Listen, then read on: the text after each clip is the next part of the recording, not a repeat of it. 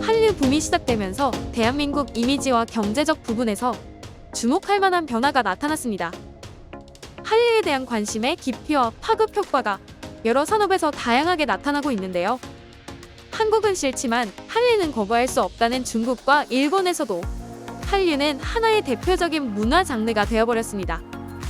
중국 대표 SNS인 웨이보에서는 한국의 넷플릭스 드라마 오징어 게임이 실시간 검색어 1위에 오르는 놀라운 일이 벌어졌습니다. 중국에서는 공식적으로 넷플릭스를 볼 수 없는데도 말이죠.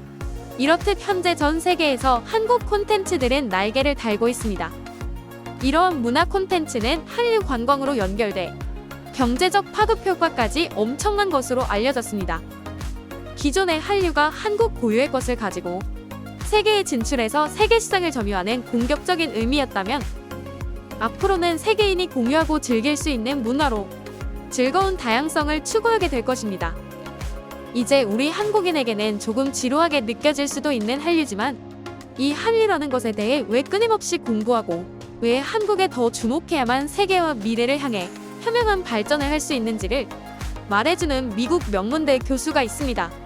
펜실베니아 주립대 샘 리처드 교수입니다.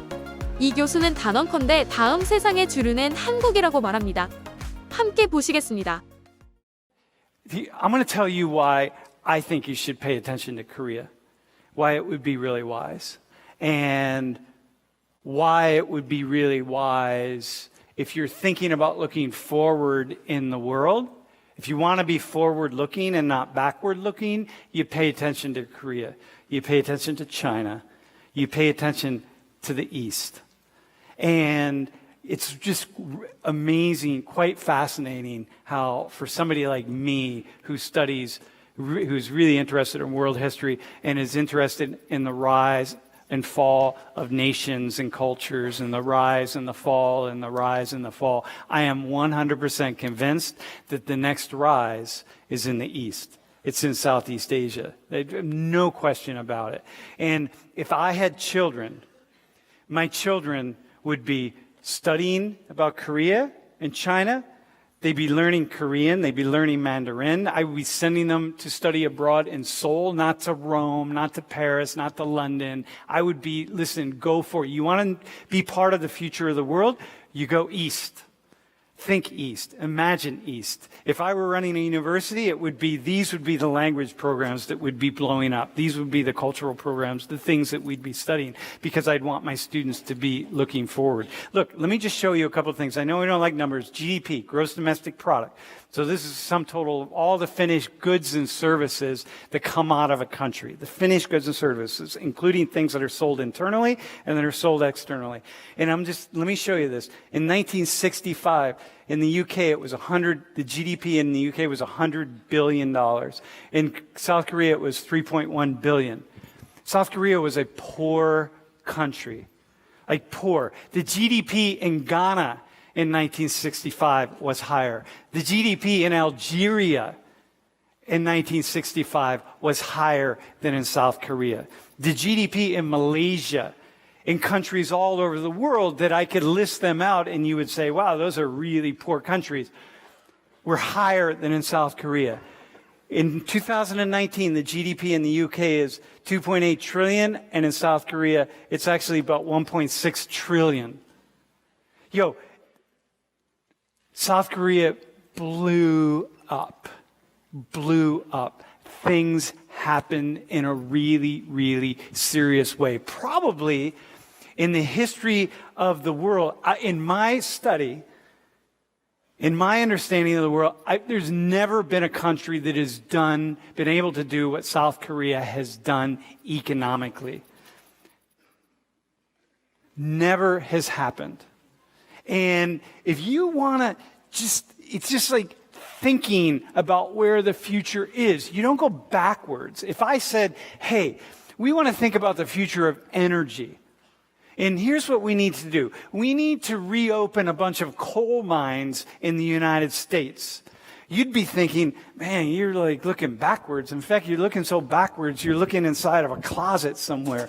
And what are you talking about, coal mines? That's not the future of energy in the world. And you want to know what the future of technology and commerce and moving forward, you start looking in this direction. Utterly fascinating. Dude, I have nothing in particular. There's nothing about Korea or China or anything that I feel like somehow connected to. I'm an American. I'm just a person that's looking at this stuff. So here, let me show you one thing. So the Koreas, how many of you have heard of this word? Wow. Okay. So you're going to get something today. So the Koreans did something really, really fascinating. First off, just in terms of commerce, right? You know Samsung, right? So that's a Korean company, LG, Korean company. I mean, we can go Hyundai. I mean, there are all sorts of car technology companies. So it's all Korean. In 40 to 45 years, 50 years, that has happened. Okay? But the Koreans also had some other idea. And they said, look, we can try to compete in the world economically. But, we got to go up against some countries that are way further advanced than we are. And we're going to take a risk if we put all of our eggs in that basket. And we can do that. It'll be really interesting, and we'll probably go much further than we would if we didn't do anything. But it's still a bit of a risk. But there's one area of the world where we could exert our power in ways that nobody's necessarily looking, and it's a wide open space. So the automobile industry is really dominated by a small group of people, the Americans, the Europeans, the Japanese, by the time you get to the 1970s and so on. The electronics industry, okay, we can start busting into that a little bit, but there are all these other clothing industries, all sorts of. But the one industry that we could bust into is the cultural industry. And so I had this idea. This is a Chinese word, and it means literally Korean wave. And what the Koreans said was, you know what we could do? We could put our energy into culture, selling culture and getting other people to consume culture, including consume our culture. And we'll focus on television, we'll focus on music, we'll focus on movies, we'll focus on any number of things that where we can put our energy, and we'll sell it to the world. And that's wide open because people are going to consume the kinds of things that are really interesting to them. And so the Koreans did that. They started what's called the Korean wave, which is where, if you have the idea that, this guy, the singer Psy, or all these K-pop bands, this idea that this just emerged out of nowhere, it didn't emerge out of nowhere. It was a very distinct, concerted effort on the part of the Korean government and the Korean people to push these ideas in this culture out around to the rest of the world and get the rest of the world to consume and to buy it. And so something like K-pop didn't just emerge out of nowhere. It was years and years and years of very careful crafting and very careful movement forward. Utterly fascinating. And now it's this global phenomenon that people all over the world are consuming and buying and being fascinated by. And it happened just like this. One of the K-pop bands, the BTS, was at the music awards last year. And, 3 years ago, I came into this class and I said, hey, how many of you know BTS? And 10 hands went up in the air. And then last year, after BTS was at the music awards in the United States, about a month later, I came into the class and I said, hey, how many of you have heard of BTS? And almost the entire class raised their hand. And that's how quickly this stuff happens. And so there's a movement, this Hallyu, the Korean wave. Have you ever been on the ocean? I was saying this a little bit earlier today. So there's this movement in pop, in Korean pop, of male features. This dude's cool. Men, right? Men in here, right? This dude is a dude that Korean women find really sexy and handsome. Got it? Here's a dude. And so look at him. Look at what he's got. Makeup. So we got makeup. We have dyed hair. We have soft features. And you got the abs. All this. Got to have the abs.